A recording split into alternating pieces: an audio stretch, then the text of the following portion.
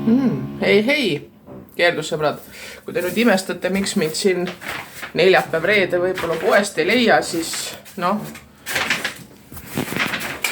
siit näete vastuse. Juhuu, isegi vetsupetti ei ole, rääkimata muudest asjadest. Ja samamoodi on meil siis siin niisugused toredad pooleldi töös aknad, mis ootavad ka veel viimistlusi, et ei soovita alastiilis viha vahele selliseid suuri kortermaja remonttöid, aga mis teha, on vaja teha.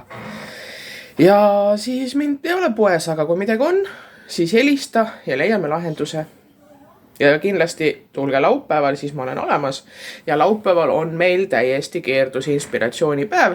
Kella 11 alustame ja kohal on nii Liina Velner kui Peep Veedla, kes räägivad siis oma raamatutest, kuidas lapsi lugema saada, ja Peep Veedlal on ka uus raamat välja tulnud, siis ta räägib ka sellest.